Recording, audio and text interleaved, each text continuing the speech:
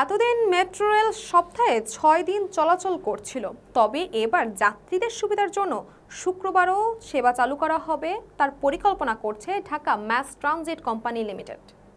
DMTCL এর একাধিক কর্মকর্তা গত সোমবার এই তথ্য নিশ্চিত করেছেন। ডিএমটিসিএল এর ব্যবস্থাপনা পরিচালক MAAN সিদ্দিক জানিয়েছেন, আমরা শুক্রবারে সেবা চালুর বিষয়ে কাজ করছি।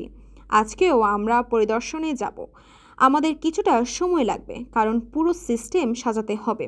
তবে আমরা কাজ চালিয়ে যাচ্ছি এবং আশা করছি শীঘ্রই এটি চালু করা সম্ভব হবে। ডিএমটিসিএল এর সূত্রের মতে, যদিও এখনও আনুষ্ঠানিক ঘোষণা আসেনি, পরিকল্পনা অনেকটাই এগিয়ে আছে। বিষয়টি নিয়ে উপদেষ্টার সঙ্গে আলোচনা হয়েছে, তবে নির্দিষ্ট কোনো তারিখ এখনও নির্ধারণ করা হয়নি। জানা গেছে শুক্রবারে মেট্রো রেল চালুর বিষয়টি নিশ্চিত এবং খুব বেশি দেরি হবে না।